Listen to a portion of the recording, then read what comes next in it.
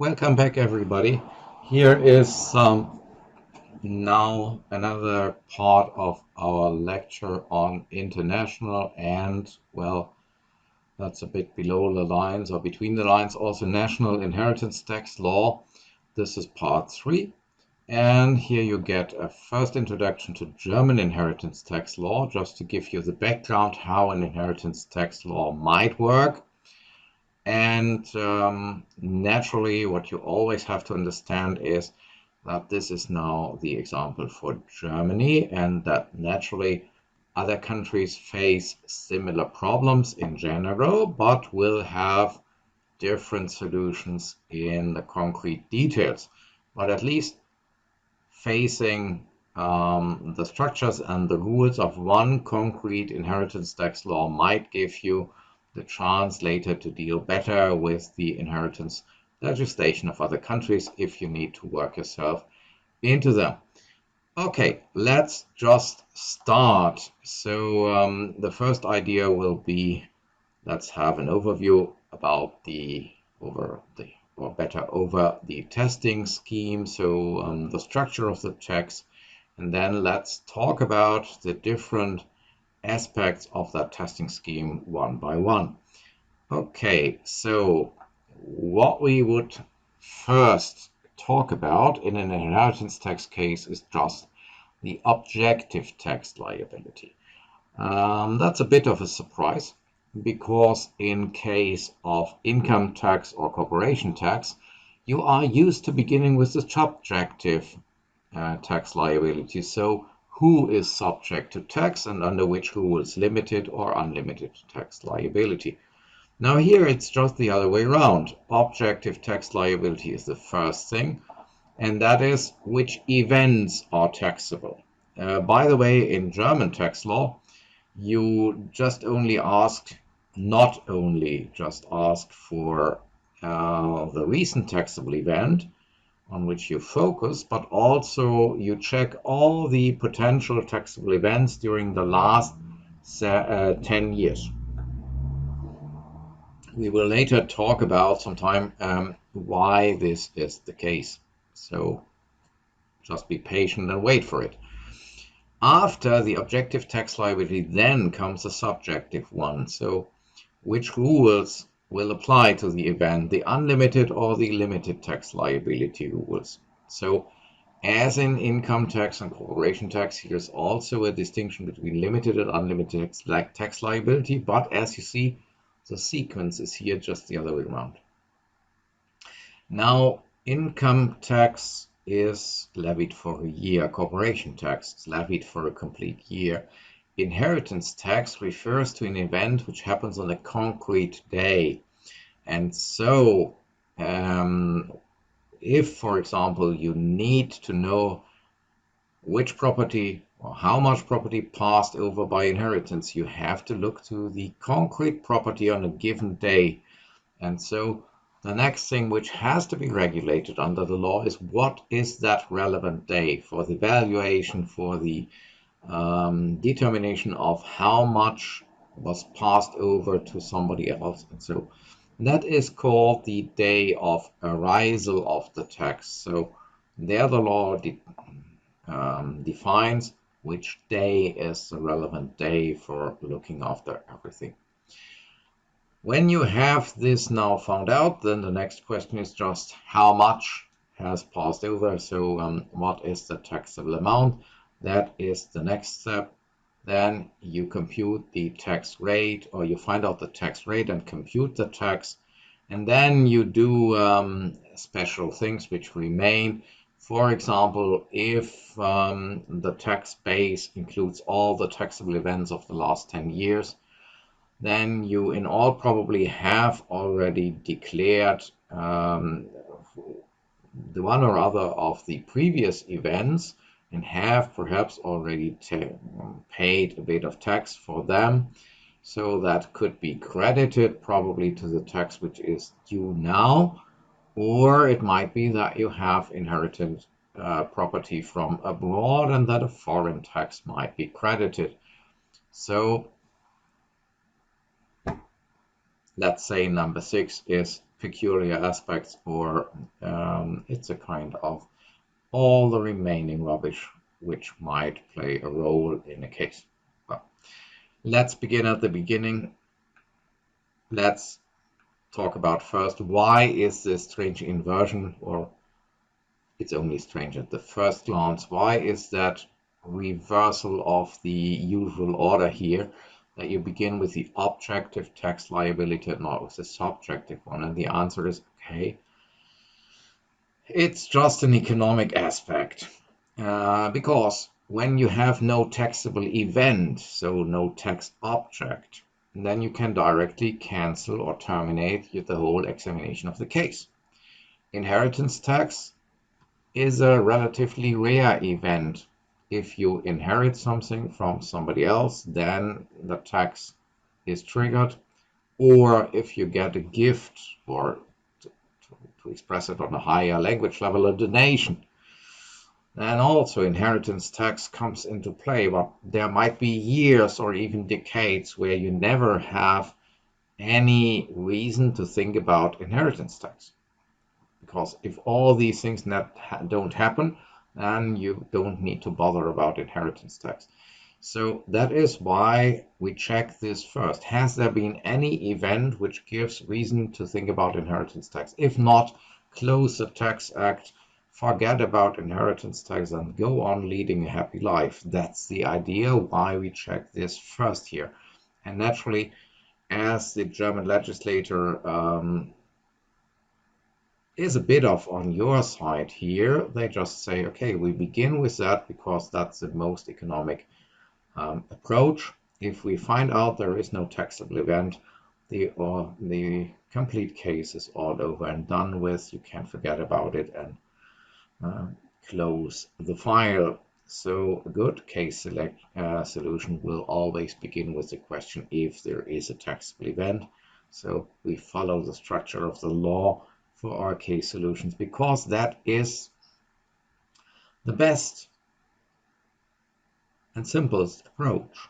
Here you can very often terminate the examination of cases quickly. Well, only if you find a taxable event, then you go on. Now, why did I tell you that you had to take into account more than one event? Probably. Good.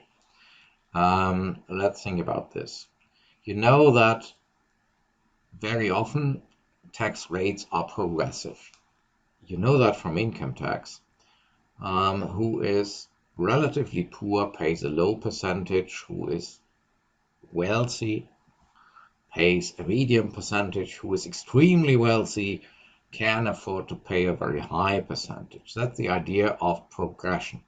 So not only the tax burden goes up, but also the percentage which you pay. That was progression. So that means if you have to pay tax, let's say on 200,000, and the tax rate for 200,000 is 20%, then this is far different from getting two events of 100,000 for which you have to pay 10%. Because 2 times 10% on 100,000 is 20,000, but once 20% of 200,000 is 40,000. So it makes a huge difference if you then have one transaction or one event or two of them. So if you have a progressive tax rate, you might always come to the idea, okay, I intend to pass over 100,000, but I want to lower the rate, so I split it up into two equal transactions of 50,000 each. Now that would lead to a lower tax rate. It would really be an idiot-proof approach to save taxes. And you know, such a foolproof, idiot-proof approach can never be tolerated. And so most states, if they have a progressive tax rate and if they have a kind of self-respect and pride, will always say, okay, we are going to block that very simple tax-saving approach. And so we say, if somebody did 2 events, 3 or 5, in short sequence after another. Then we add it all up and tax it at once, as if it had been one single event. So let's say twice 50,000, 50,000 in the morning and 50,000 in the evening between the same persons are transferred by gift. That should be the same tax burden as if 100,000 had been transferred in one single transaction. Now, naturally, you have to draw a line, a time limit. In my example, 50,000 in the morning, 50,000 in the evening, I think we all agree that should be added up. On the other hand, what happens if grandpa gave to grandchild 10,000 when grandchild was 1 year old, and 40 years later, the second donation happens? That's a bit far apart from each other, so probably that was not a kind of abusive or tax-saving behavior. So we should draw the line somewhere between 1 day and 40 years. Every legislator has their own discretion. You can only decide that arbitrarily. What do you regard as a sufficient period of time to hinder the people from artificial splitting up of transactions? Now, Germany decided to set the time limit at 10 years. So all events which happened during the last 10 years before the current event will be added up and will be included according to rules which we will get to know later. All that is going to be regarded as one single event, or it is all added up when it comes to determination of the tax rate and the tax. Because naturally, if you do some tax planning, especially between relatives, you might have a long period of time available. So it would be possible to say, okay, you get this year 100,000 and next year 100,000 again. So that would be too easy. So the period where things can be ignored after that period has elapsed should be a bit longer. So German decision, 10 years. Another aspect is also interesting. What is the objective tax case or the event? As you perhaps remember, or if not, as you now get to know, there are two basic different concepts of how an inheritance tax can be designed.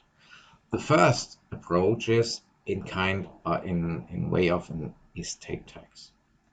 That means what you tax is what the dead person leaves behind the estate, all the property which the deceased person had. So you regard the estate as a whole in undivided condition, not yet distributed among the heirs, as the object which triggers the tax. So you tax the estate, and perhaps you don't look at the question which part of the estate will go to which person. You see that all as a whole. And the estate tax is a kind of last tax of the deceased person. So you can imagine that in a way, you get a heart attack, you begin to fall backwards.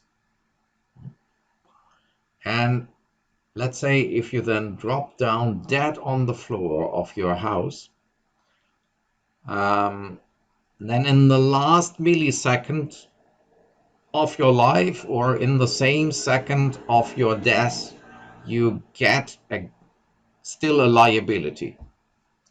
So you could even say under an estate tax, no person dies without liabilities. Is a bit far-fetched, but explains the general idea. Now, there is the other alternative. By the way, if you have that estate tax concept, you would include necessary donations which were made from the estate to other persons, irrespective of who got them. So you would ask, okay, Mr. X dies, leaves as inheritance, as estate, 300,000, but before Mr. X died, half a year before, he passed on as a gift 10,000 to Mrs. B, 20,000 to child C, 30,000 to somebody else, and all that money has been taken away from the estate shortly before death, so these transactions should be added up to that, otherwise you could circumvent progressive tax rates. So, but then you would add up probably all the donations to the estate, irrespective of who got what. Now, at least that should be the basic principle. Inheritance tax, there the perspective is a bit different. Here you don't ask what somebody leaves, but here the perspective is what does somebody get by inheritance. So here everybody has to pay tax for that money, property, or what else, what he or she got, what you inherited. Now, in such a concept, we have not one single tax case if somebody dies, but in principle, if somebody dies and leaves 4 children, we have 4 different inheritance cases. Probably very similar. If every child gets 25% of all what is left over, there will be only very small differences between the treatment of the 4. But in principle, that's the case. You have 4 cases then. The second logical consequence is if you look to donations or gifts which happened a short time here, up to 10 years, before the inheritance event, then you would only add back or take into consideration additionally those donations or gifts which were happening between the 2 same persons. So if, let's say, your case under the inheritance tax perspective is what did child C get from father, then you would say, okay, a certain amount of money, let's say 300,000 by inheritance, and has there been any donation during the last 10 years which is then added on top.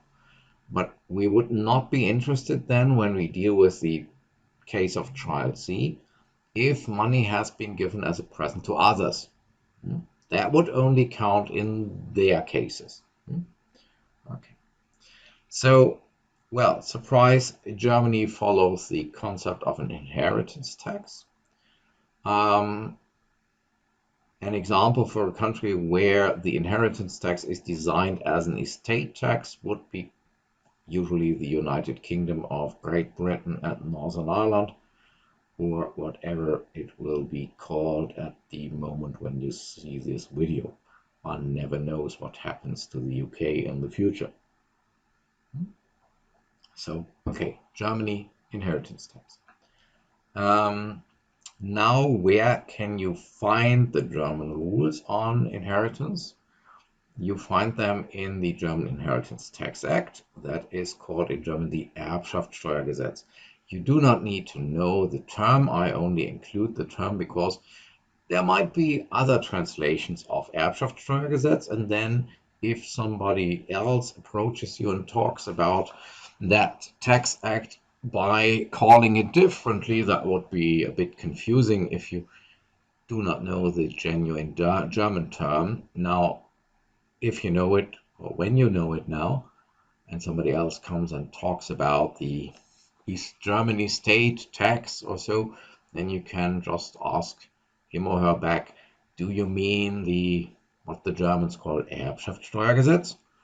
And then your conversation partner can say, oh, yes, that's it. So you can be sure that you're talking about the same thing, and so it's very convenient. Well, another thing is natural, the abbreviation. As you know, if, for example, we abbreviate inheritance tax with EHTA or so, no, then you would have to memorize an abbreviation which nobody else ever knows. And then we have again that problem if somebody else in literature refers to the German Inheritance Tax Act, they would use another abbreviation, for example, IGTA, Inheritance and Gift Tax Act or so. So you would be a bit confused if that is the same. My personal recommendation in all these cases is use that abbreviation which is common in the original language. An abbreviation is usually always difficult to pronounce and to memorize, and the most convenient way is just to refer to that tax act by using the German official and widespread abbreviation for Erbschaftssteuergesetz, that is ERBSTG. ERB is the Abkürzung for Erbschaft, that is the first syllable, ERB, the first syllable of the German word for inheritance. ST stands for Steuer, that's tax, and the G is for Gesetz, which is simply law or act. So ERBSTG would be the appropriate abbreviation, and so I recommend strongly to refer to the rule which we just cited as paragraph 1.1 Erbschaftssteuergesetz, or you could even read it in the English pronunciation, paragraph 1.1 Inheritance Tax Act. But that style has the genuine advantage that everybody from Germany who reads an English letter or an English notice which is written by you can immediately understand to which tax act you refer. There will be never a misunderstanding, and so that might be very convenient as an approach. Well, 1.1 Inheritance Tax Act or Erbschaftssteuergesetz defines the objective tax liability, so which events trigger inheritance tax. So let's just have a look to 1.1 Erbschaftssteuergesetz, and so here it is. Subject to inheritance tax or gift tax are the following things. The first event which is taxable is acquisitions, as it is called, on grounds of death or because of death. The second is donations or gifts made between living persons. Now you have something strange, a special purpose transfer.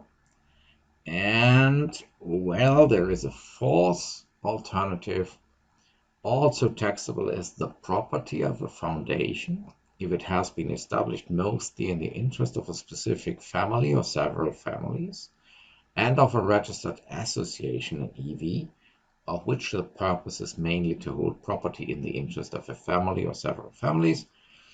Such property of a foundation is automatically subjected to inheritance tax every 30 years, beginning with the year of 1974, I believe. This is a rather strange thing because the first three things are always events, transactions where somebody passes over property to somebody else. Alternative number 4 is just owning money or property. Well, the thing is, if you erect a foundation, that's a juridical person, and pass over property to that foundation as a juridical person will never die. You could, for example, imagine, it sounds like a James Bond movie title, Foundations Never Die, but it's true. Foundation has an eternal life, nearly. It can only, well, be eliminated from the register and can be cancelled by that, but it can never have a natural death. And so once you transfer money to a foundation, there will be never again an acquisition on grounds of death. Now, the foundation could give away its money by a gift, by a donation, but it will not do. Now, perhaps, you know, a foundation is a legal person, a juridical person, which under its statutes has to spend its income for specific purposes. And now when you say the purpose is the foundation has to support my family members with paying them pensions or paying them amounts of money on certain occasions, then you would bring the income, the fruits of your property, to the next generation or the generation after the next generation without that the property ever changes the owner again. And this trick was found or detected by the German legislature in the 1970s, and so they said, okay, we are going to make that a bit more fair, that situation. We just assume that a foundation dies every 30 years. The idea is that comes near to the distance between the generations in real life between humans. So that's here the background. And now we have to deal with what is an acquisition on ground of death, what are donations between living persons, and what is meant by the strange term special purpose transfers. Okay. We begin as it is customary and usual at the beginning, so with the acquisitions on ground of death. Acquisitions on ground of death. The term gives you a rough idea of what is meant. Every money which you, or every property which you acquire, so get, due to the death of somebody. Now, for legal purposes, well, inheritance tax can be rather high, and so and tax officials can be very creative in their interpretation. And so we need to give a closer definition of what is really meant. For example, if you are an undertaker and people pay you for organizing a funeral of somebody, one could have the strange idea what you get paid by the family members in order to bury the deceased person. Well, that is something which you acquire on grounds of death. No, that would be an outrageous idea. What an undertaker gets paid, that's simply a remuneration for the services which that undertaker rendered to the family members for organizing the funeral and the burial and however you call it. So that's a case for income tax, but that's not what is meant by acquisition on grounds of death. But naturally, there might be, among thousands of tax officials, there might be the one or other creative mind who says, yeah, that's a reason to apply inheritance tax. So it's recommendable, highly recommendable, to strictly define what is possible, what is meant by acquisition on grounds of death. So that is done by paragraph 3 of the Inheritance Tax Act in Germany. And here it is. The first entry is acquisitions on grounds of death are the acquisitions by inheritance, the acquisition by legacy, or the acquisition on grounds of a claim to a compulsory minimum legacy, something which exists in German inheritance law. I don't know if that also exists in the law of other countries. Some countries probably no, others perhaps yes. Now let's try to understand what this means. Well, as you see, first, the rule here distinguished between being an heir, so receiving something by inheritance, or getting something by legacy. And so a very important first thing also for general knowledge is to know the difference between being an heir and getting a legacy. Well, what is it about? An heir can only inherit a part, a percentage, a certain share of all what the deceased leaves. So being an heir means you automatically take over in the moment of death all the assets and liabilities of the deceased person, or if there is more than one heir, then every heir every single heir automatically gets an identical percentage, an identical share in all what the deceased person leaves, and directly becomes owner of that percentage of all assets and liabilities of the deceased person in the moment of death. 30 years ago, I had a law teacher, a law professor, who explained that as follows. He said, if you stand in the middle of a very luxurious room in the middle of your house, and you are proud that it's your house and that you were wealthy, and then you get a heart attack, and your eyes close, and then you fall down dead, and then if you are dead before you fall down on the floor, then your dead body falls on the floor of the house which belongs to your heirs, because the heirs directly become owners in the moment of death of the dying person. So once you are dead, you can no longer hold property. The heirs directly and immediately step into the ownership, the owner position. And if there is more than one heir, everybody gets, let's say, 1/3 in each car, house, bank account, and so on. Later, the heirs will usually distribute the property which they inherited among themselves. But that is an heir. The position of an heir automatically makes you owner or co-owner of everything which is there. Now, that means you cannot leave a specific asset to an individual person by your testament, because at least not by making that person your heir. A certain asset has to go to a certain person. That is called a legacy. And if you get a legacy, you do not directly become owner of that legacy, but what you get is a legal claim to the heirs, that the heirs are bound to hand out that asset or that amount of money or whatever the legacy is, to hand that over to you. So if somebody gets a house or a business by the testament of the deceased, this will normally be called a legacy.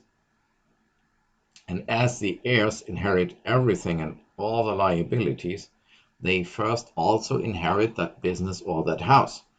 But they will have to hand it over to you as the legacy. So the heirs have to fulfill the legacy by transferring ownership to you. Okay. Now, why does that distinction exist in German civil law? Imagine if you were able to say, I make a list of all my property and I say which house goes to whom, which business goes to whom, and so on. Then it might be, then the question might arise, who inherits the debts? So then you could split the assets and the debts.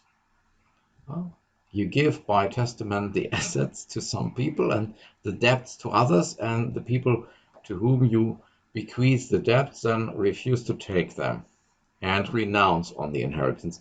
That's not possible. So for practical reasons, that the assets and the liabilities cannot artificially be separated, for this reason you have that construction that the heirs always take over everything or a share of everything. So the assets and the liabilities cannot be split. If you take over a part of the positive property, you also have to take over your part in the debts. That secures that the debts have a maximum chance to be paid. Now what happens if the debts are higher than the assets? Well, then one can file for bankruptcy of the estate, but then the positive assets will be distributed among the creditors. And it's even imaginable that if the legacies are higher than the remaining net property, that then also some mechanisms like or comparable to an insolvency might be applied. Oh, okay. Furthermore, you should know that when you just have learned for the first time the distinction between inheritance and legacy under German civil law, you should know that the average person in Germany in the street and in everyday life does not know the distinction. So when you read a testament which somebody wrote on his or her own, usually the terms inherit and getting a legacy or leaving a legacy are nearly always mixed up and used in the wrong way. So if you find a testament with a clause which runs, "My brother inherits my house," then the word inherit is definitely wrong here, because you want your brother to get a special asset. So what you want to do is you want to bequeath a legacy to your brother, because a specific asset is promised to brother.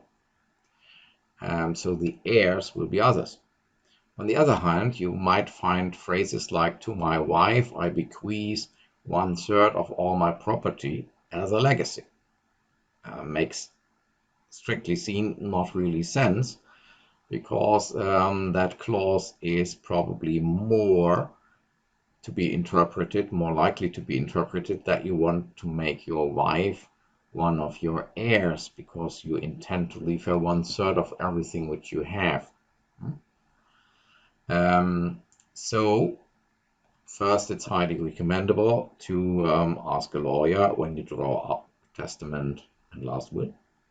Second, you should be cautious in what you formulate there, because when your testament is read out to the survivors, then you are no longer there. They can no longer ask you. And if money is in play, then lawyers might enter the scene, and lawyers would, for example, say, well, the last sentence which I present here on the slide, "To my wife I bequeath 1/3 of my property," raises the question, is meant all the net property, or is it meant only the positive property but not the liabilities, so that it should be interpreted as a legacy, 1/3 of the value of all my positive property. And so you could end up with endless quarrels, only as a hint. So avoid dangerous and ambiguous expressions in a last will and testament. By the way, under German law, like under many other laws, it does not absolutely count what you wrote, but what you clearly meant. And if it's not absolutely clear, a judge has to find out what was meant by the deceased person. In the first case, "My brother inherits my house," it's clear from the contents that what is literally written there is impossible, and it's then clear that this is evidently everyday language of a non-expert, and that what is really meant by the clause is, "My brother gets a legacy in form of my house." With the second expression, it might be more difficult, so one must be cautious. Okay.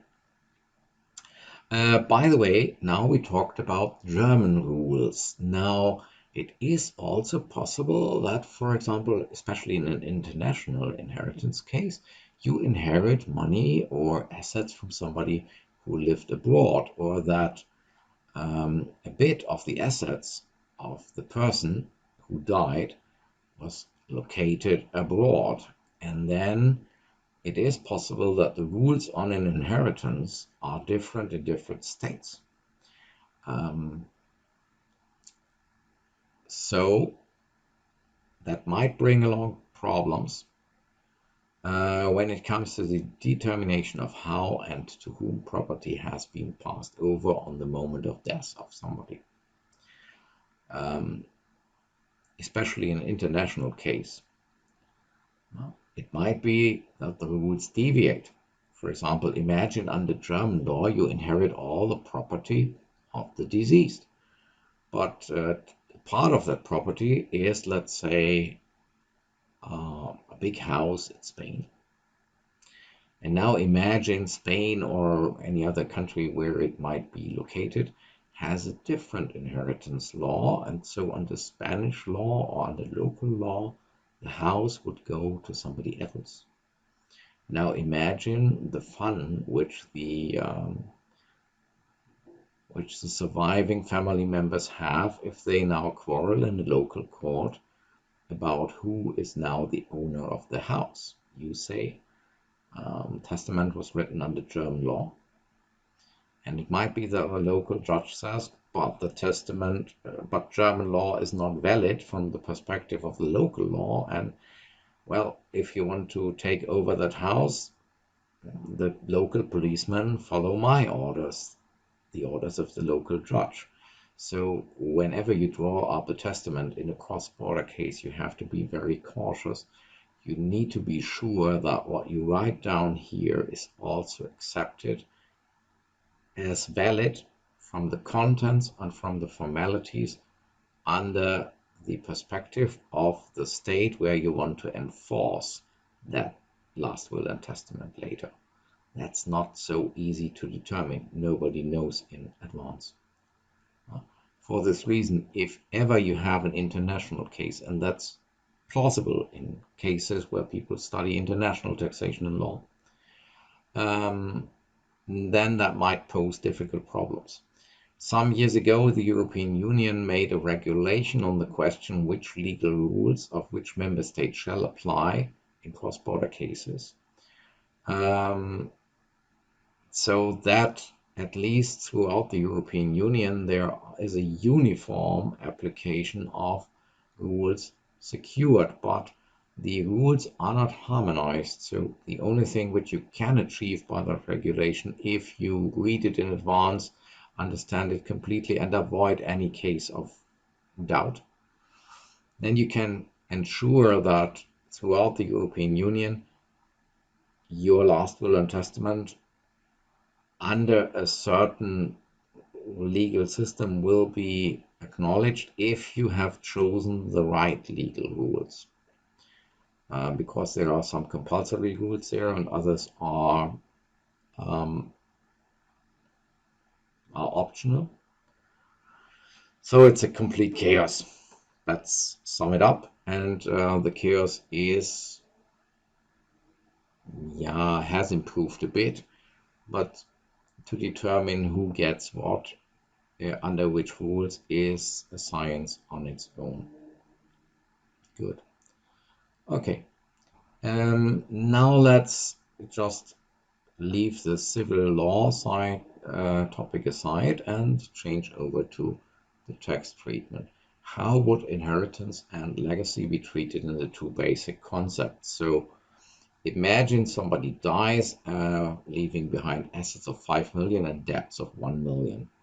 A legacy has to be given to a friend, 500,000, and the only heir is a child of the deceased. Now, if you have an estate tax, what would be taxed is the estate, what was left behind. It would not matter who gets what. Now the estate would be positive assets, 5 million, minus debts, 1 million. So the net value of the estate would be 4 million. That would be taxed under estate tax. And then after estate tax has been assessed and paid, the rest can be distributed between the heirs and the person who gets the legacy. In an inheritance tax system, the perspective would be different. Who gets what from the deceased? The recipient of the legacy would have to pay tax on the 500,000 which he got from the deceased via the heirs. But the cause is you get it on the will of on the command of the deceased. So it's clear you get it from the property of the deceased. You get a legacy from the deceased. The heirs are only the messengers. Now the heir would get all the rest but not the legacy amount. So the heir would take over a value of 5 million minus debts of 1 million minus the amount of the legacy, 500,000. So the heir would be enriched by 3.5 million. Okay, so that would be the different perspective in the two systems. And you remember Germany had an inheritance tax system.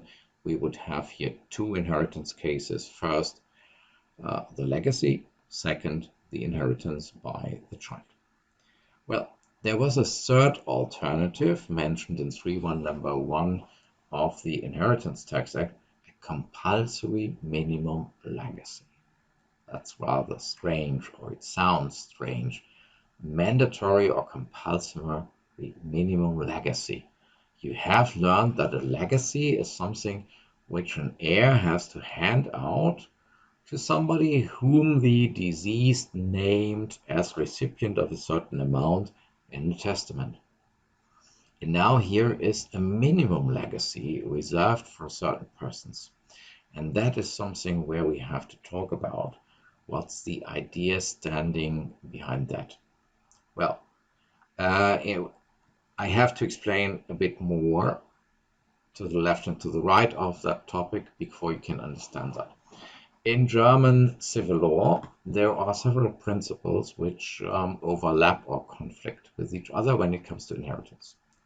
The first and paramount principle is you are absolutely free to make a last will and testament as you wish to. So you can leave your property to whomever you want to, even to a person whom you took from a telephone book and never met. So you can appoint your heirs freely as long as your mind functions. That's clear. If you are completely mad, you are no longer able to express legally binding wishes. But as long as your brain functions freely, you can appoint your heirs freely, and you can determine legacies according to your own free will. So that's the overall principle. Your last will counts. Now, by the way, because you are dead when your last will is read out, there are certain precautions that the last will and testament cannot be faked, or so you need to know about the formalities. Under German civil law, a testament is valid, alternative A, if it has been completely handwritten by you and signed. So if you sit down, take a typewriter, and because your handwriting is really ugly like mine, and then sign, this is my last will and testament, then forget about it. If you present that later to an authority and say this is father's last will or so, then everybody says no. This is just a sheet of paper. It must be completely handwritten and signed, otherwise it doesn't count. So take care that your handwriting is easily legible, or what you could perhaps do, I don't dare to recommend that, is make a complete handwritten testament and then attach to it a typewritten transcript. So that somebody, if it's perhaps difficult to read, can recognize with the help of the transcript what your handwriting wants to say, and then often, but it must be completely handwritten, your last will and testament. The other alternative is you can make a testament in front of a notary. So you can go there and dictate to the notary your last will. You can even then present to the notary a typewritten version and sign it in the presence of the notary. The idea is, if you write it completely in handwriting and sign it, it is difficult to fake it, and it makes clear to you that this is now a very formal activity. The other alternative, if you go to a notary, show him or her your passport and say, well, in this envelope here is my last will and testament, and the notary then signs it, puts it into an archive, and notifies the city authorities, if that person ever dies, call me, I am the guardian of the testament. Then it's also clear from the circumstances that the document which you handed in is seriously and unfaked. A serious and unfaked document which documentates your last will. So you need to choose one of these two forms. Here the first obstacle arises because other states have other formal requirements. For example, whenever I read Agatha Christie crime stories, it several times showed up that, at least in the 1950s in England, to make a binding last will and testament, it was necessary that two witnesses signed the will. So certified that your signature was authentic. Now you could imagine if you present a completely handwritten last will and testament erected under German law to a British judge, they would probably say, what's this? And then if English law applies to the case, might be due to the EU regulation on which law applies to which case. If you then didn't notice that English law applied, then your testament is void and nil and non-existing, because it does not suffice, it does not fulfill the local formal requirements. Surprise. So just take that warning if you ever have to give advice to things like that. If there is cross-border property, or if there are family members in different states, so that different jurisdictions could be involved in the execution of the last will and testament, then under all circumstances ask lawyers of different countries. By the way, if you are a tax advisor, you would usually not be allowed, at least in Germany, you would not be allowed to give legal advice in such matters on such things, because you have never been properly educated in civil law matters. That would be reserved to lawyers. So you would have to send your client to a lawyer, and that lawyer should then be informed, okay, we need your okay not only to the correctness of the formalities of the law of the will under German law, but also under foreign law. Here's a list of the foreign countries, and so ask colleagues in these countries and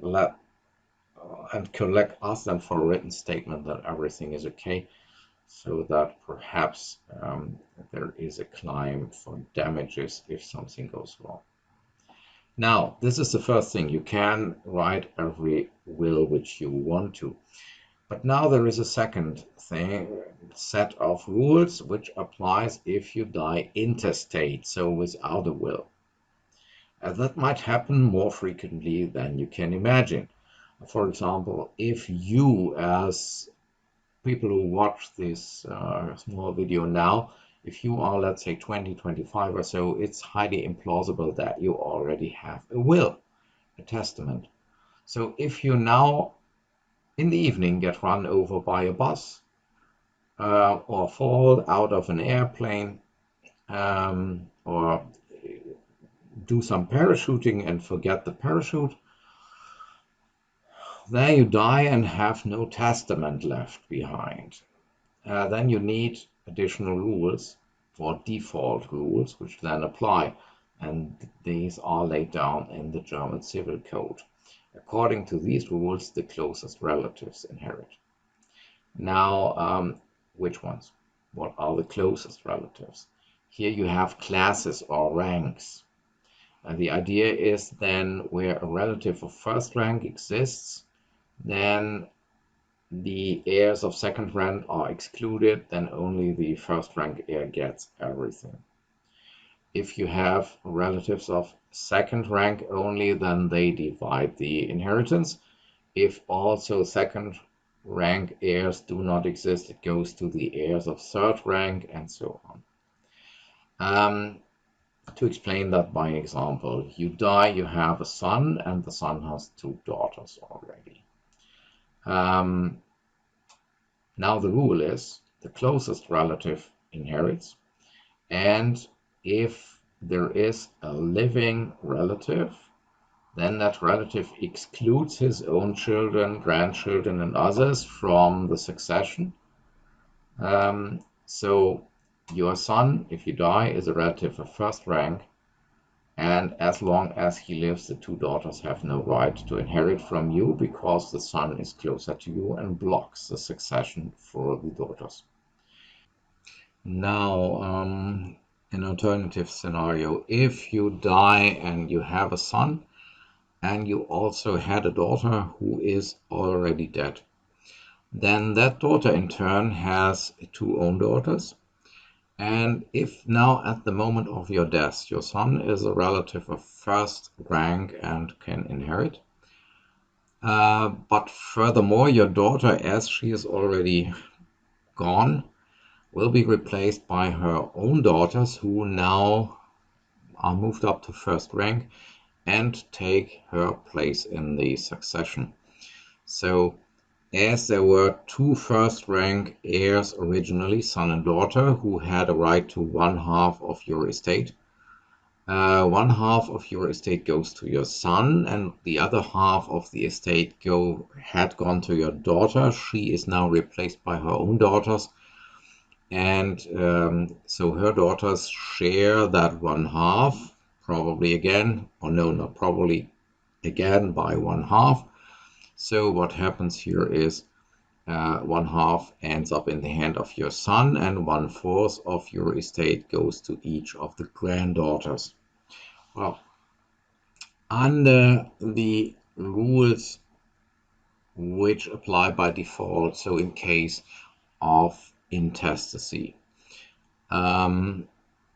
then the heirs of first rank are the children and the other descendants, so grandchildren, great-grandchildren, and so on.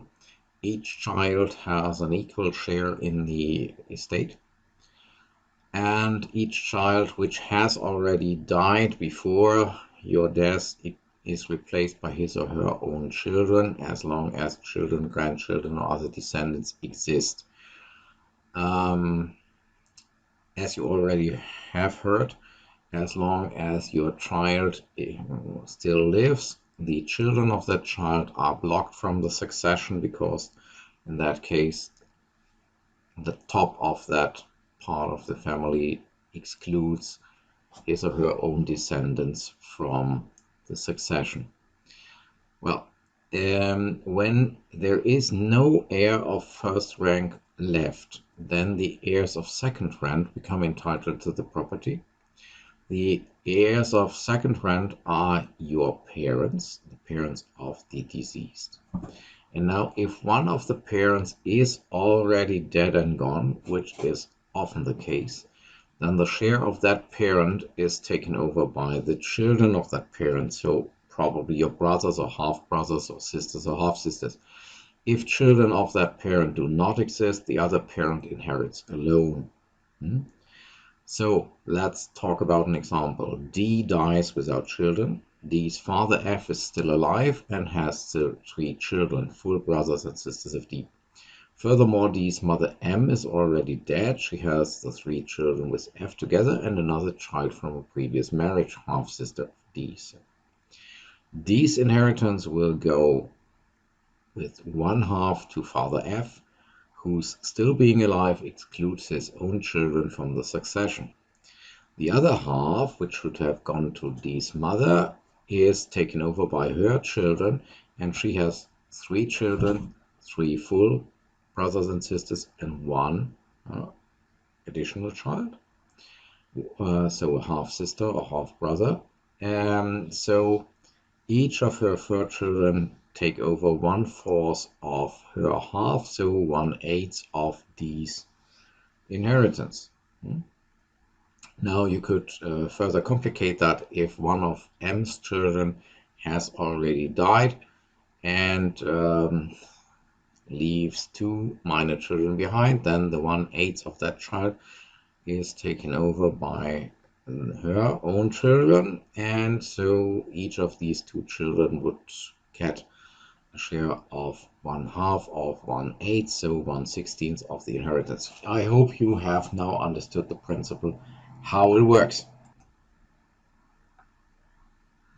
Now, if there are no heirs of second rank, there is also third rank. So if all the descendants of your parents are extinct, died out, not available, no longer existing, then you go back to the grandparents and the children of the grandparents and other descendants of the grandparents. So here the principle is again, if one of the grandparents still lives or if both grandparents are still alive, then his or her claim goes to that grandparent himself or herself. If one of the grandparents has already died, then the claim of that grandparent goes down to his or her children with equal shares. And if one grandparent has died already and has left no descendants, then that share of that grandparent goes to the other, to the spouse, so to the other grandparent of that couple. To illustrate that, again, an example, D dies and leaves behind no heirs of first and second rank. D has 4 grandparents, that is G1 and G2 on the father's side and H1 and H2 on the mother's side. Partly these grandparents were married, G1 and G2, and H1 and H2 just had never married, and they had D's mother or father as an illegitimate child. To each of that 4 grandparents, 1/4 of the inheritance is attributed. Now G1 has already died and left behind no children or grandchildren, so that share is taken over by G2, the other partner of that grandparent couple. So G2 has a share of twice 1/4, that is 1/2.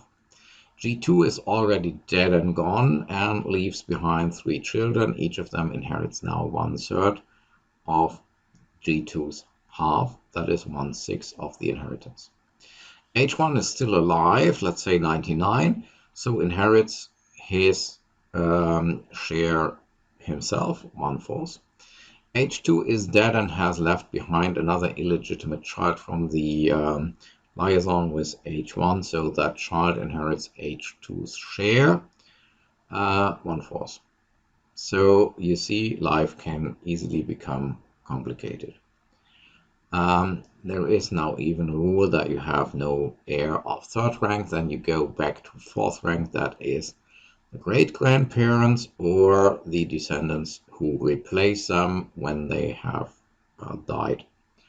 If you want to read all that up in the German law in an English translation, you should go to the internet site Gesetze im Internet, de.de, and look there under paragraph 1924 and the 4th following of the BGB of the German Civil Code.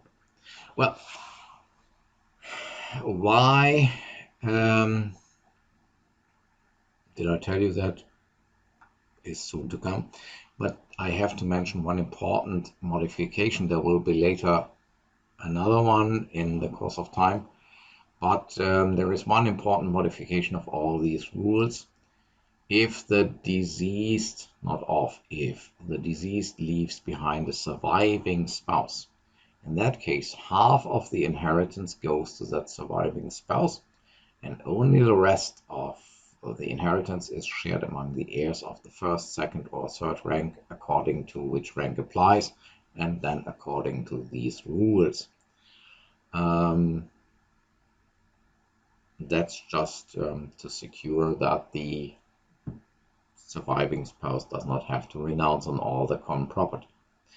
Okay, now what made me talk to you about all these things originally? That was the question, what's a compulsory minimum legacy?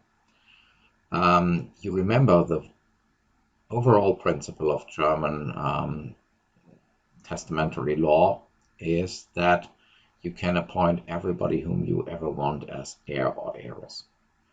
Now, it might be that sometimes this has a kind of a bad taste. For example, if you leave behind children, either grown up or minor, or you leave behind a spouse or a parent who are perhaps poor or who have been married with you 45 years or who are strongly dependent on you or what else. And then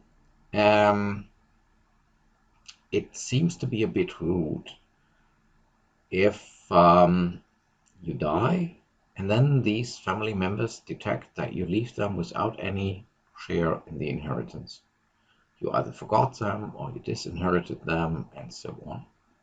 And so that's rather inappropriate, probably. If you really have that principle that you can hand over your estate to everybody. Imagine A has a spouse and 3 children, and now A dies, and to the utmost surprise of the family, when A's testament is now opened and read out to the family, it comes out that A has left everything to his secretary or to his mistress or to a friend from school times, and the family gets absolutely nothing. That would be regarded as a bit indecent and unfitting. In principle, the law says we respect your freedom to leave all you have to whomever you want, but there are limits. You should not be too inappropriate. In such a case as the one I mentioned here, there should be a compromise, at least. And the compromise is the spouse and the children.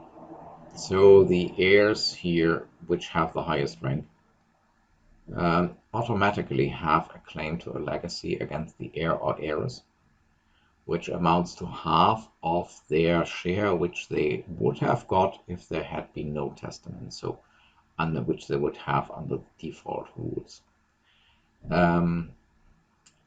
This claim is only existent if these people raise a claim. So you can say, well, my father left everything to my mother and nothing to me as a child. I respect father's will. I don't raise a claim for a compulsory minimum legacy.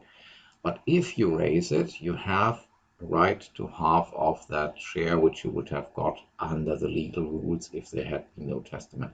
That's a compromise. Over half of your property you can dispose absolutely freely, but if there are close family members, so spouse or children, or living parents still, then disinheriting them has a very bad taste, and so these people would get a minimum legacy claim against the heirs or heiress or what else. So in our example, the surviving spouse would usually inherit half of the estate, and the children would usually inherit half of the other half, 1/3 of the other half, 3 children, so 1/6. Now, when you give the inheritance to somebody else, these disinherited people have a right to half of their legal share. That would be 1/4 in case of the spouse, and each child would get 1/2 of the legal 1/6, so 1/12. Okay. Important is if you do not raise the compulsory minimum legacy claim, then this claim never existed. It must be actively raised. So if you renounce on it just by inactivity, or you can even also sign that you renounce on it, this is not a donation. So that is not a kind of a gift to the heir that you renounce on a claim. The claim never came into being. That's important because imagine father disinherits you in favor of mother. Now you renounce on the claim, and if now the law said this is a kind of present by you to mother, then that would trigger a second inheritance tax. And here the law says no. It is always allowed to respect father's will and testament and say, yeah, if father wished to leave everything to somebody else, I don't make a quarrel. I don't complain, then I get nothing, and that's correct. Or if, on the other hand, you say, this is rather a bit rude, then I claim my minimum legacy, then a bit of father's estate goes to you, and then we have such an inheritance case. You inherit something, no, you get a legacy from father in form of the minimum legacy.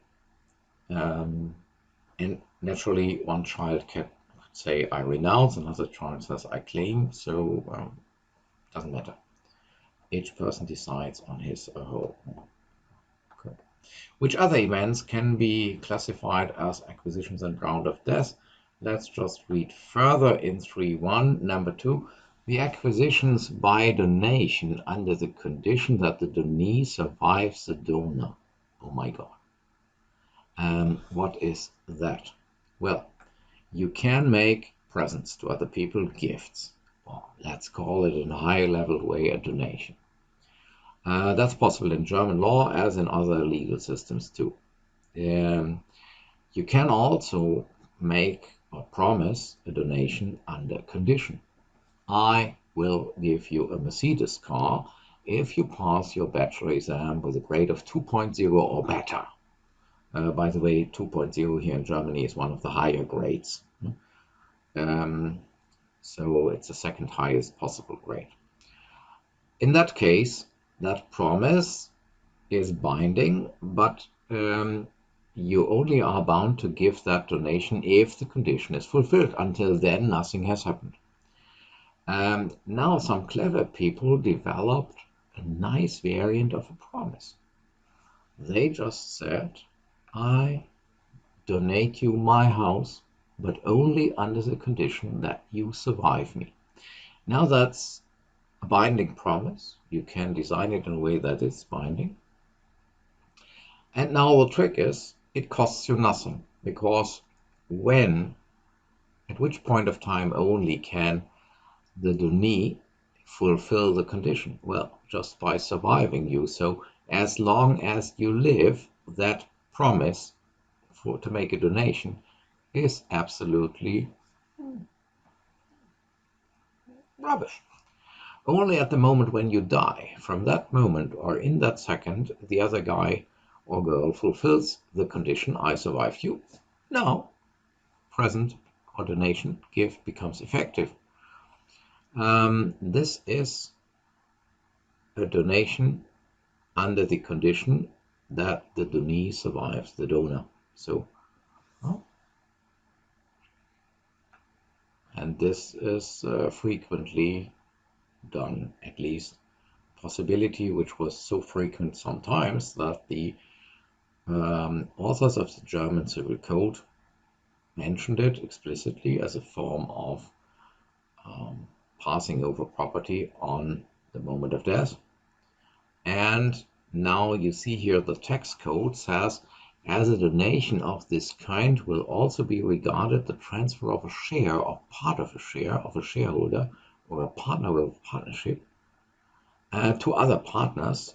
That's meant as far as the value which results for this share exceeds the claims of third persons for compensation. Well, oh my God, sounds complicated. What is meant? If people form a partnership, let's say Mr. Miller, Mr. Smith, Mr. Bauer, these three have agreed, we work together. Now imagine it's an OHG, then each of these partners is entitled to completely dispose about all the property. So you need a huge amount of personal trust into each other. Now imagine you make such a partnership contract with Mr. Miller, Mr. Smith, and Mr. Bauer, and now Mr. Miller gets run over by a bus.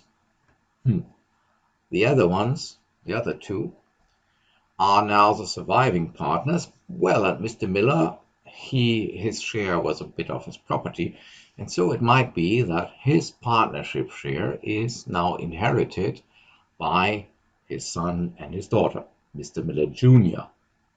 and Mrs. Miller Jr. Now, you look to these new people and they are, imagine they inherited the status of a full partner. So these people could now, by virtue of the partnership contract, dispose about all your common property without any restrictions. So you want to look at who that is. Mr. Miller, the young one, it's a gambler, has been several times arrested for burglary, fraud, and Mrs. Miller is not better. So very often you have a strong interest in excluding the heirs of your partner from from taking over the partnership position. So very often a partnership contract says, well, we, Mr. Miller, Mr. Smith, and Mr. Bauer, now establish a partnership.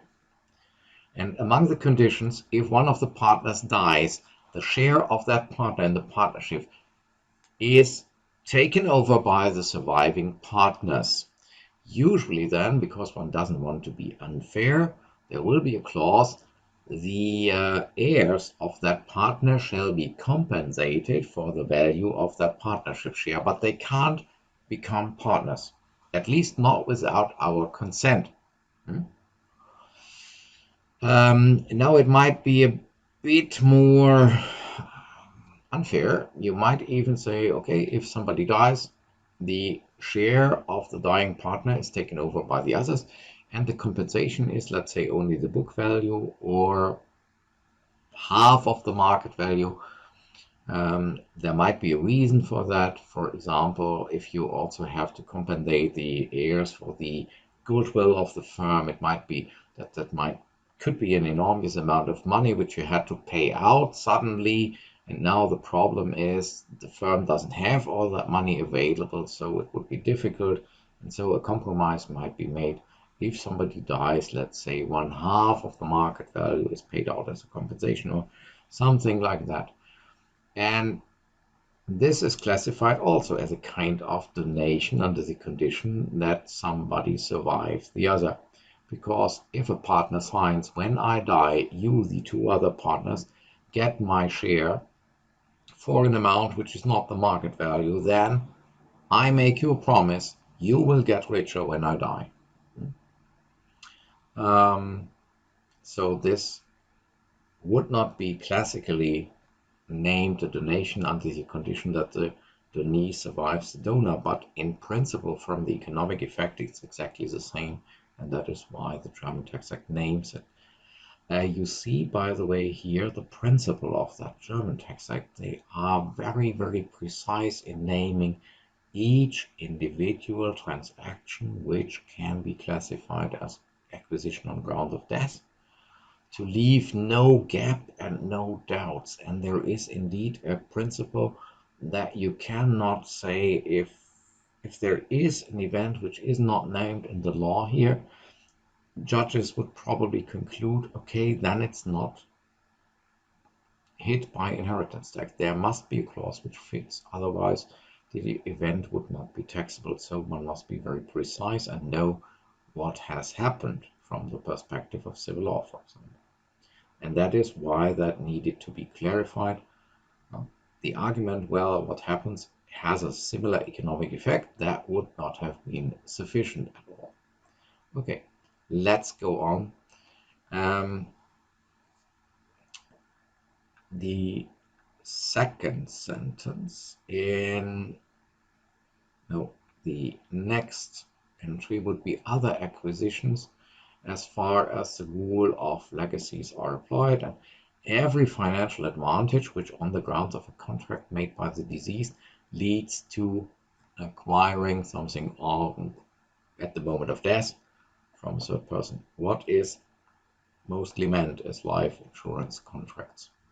In a life insurance contract, usually there is a clause which says, if I die, the insurance amount has to be paid out to a certain person. And so that person gets money at the moment of your death from the insurance company on grounds of the contract. This is not a legacy because the amount which the insurance company paid out has never been a part of your property. So a legacy would have would be something which the heirs inherit and then have to hand out. Now, in that case, the life insurance amount was never a part of the inheritance, never a part of the estate, of the property of the deceased. It was money which came from an outsider, here the insurance company, directly to the person entitled to that amount under the insurance contract. And so they had to name it additionally. Why do you have to add this also? Because otherwise, if you don't list that in the list, it would be a clever idea to pass over money to the next generation without ever having to pay inheritance tax. You would just invest an enormous amount of money as an insurance company premium, would agree on a high insurance amount, and on the moment of your death, let's say 1 million would directly go from the insurance company to the person you named in the contract, and it would be not on the list of the taxable events. So you could avoid an inheritance tax of 20, 30, or 40%.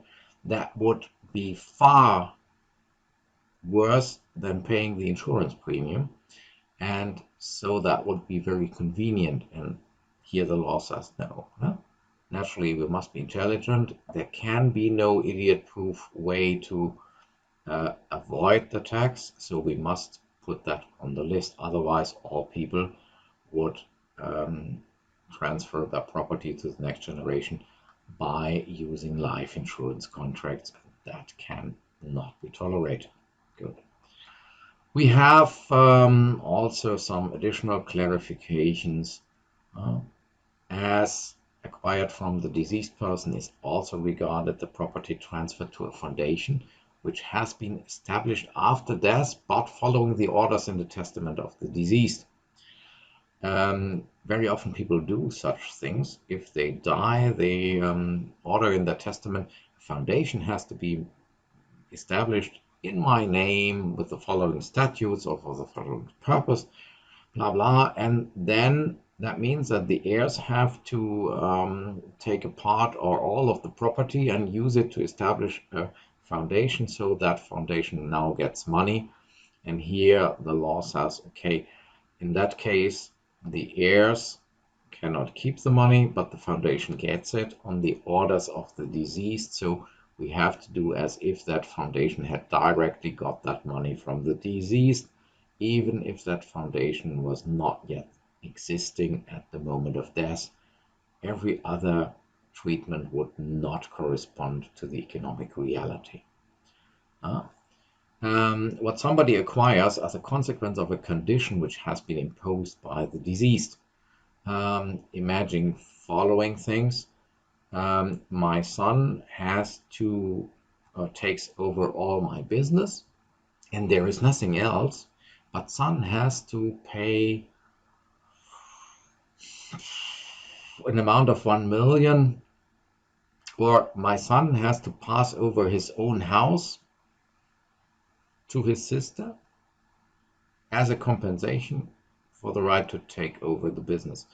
In that case, that additional amount would not come from the estate but from outside the estate, but had to be paid as a condition which has been imposed by the deceased. You can keep the whole business complete, or the whole estate complete, but you have to pay something from your own money over to somebody else. Or if somebody acquires something by the fact that a transfer made by the deceased had to be permitted by somebody else. I don't know an example for that at the moment. So that's here again. You could also renounce on a compulsory minimum legacy, yeah. For example, by just remaining inactive. But on the other hand, there could be intermediate constellations. You say, okay, imagine you had a right to 1/4 of a big firm as compulsory minimum share. That would be, let's say, 20 million. And you know that's too much for the firm. The firm couldn't survive it. On the other hand, not raising a claim at all would leave you behind poor. So you ask your brothers, sisters, or whoever has inherited, well, what about a compromise? Give me 2 million, and in return for 2 million, I sign a letter that I renounce on my compulsory minimum share. In that case, you don't inherit, you don't get a legacy, you don't get a compulsory minimum legacy, but you get something for renouncing on it. And that also would be a trick to circumvent inheritance tax, so you would have to tax that too. Okay, so this is, let's say, that what I had to say to the events which can be classified as acquisition on grounds of death. Hope you didn't die during this video. It is a bit boring, but on the other hand, if you ever become very wealthy, you will in the course of time find that topic very interesting. And by the way, it would be great if you live here in Germany at the moment, but you have parents or family abroad, then to try to find out under which rules from the perspective of your home state and which rules under the German perspective you would be entitled to inheritance when something happened. By the way, the recommendation, don't ask your parents about what happens if they die. They would regard it rather as impolite, and very often that was the origin of a testament by which you get disinherited. Good. Thanks for watching. It was a pleasure to talk to you. And I hope that I can continue that soon. Until then, have a good day and enjoy the time till we see each other again. Thanks for watching. Till next time.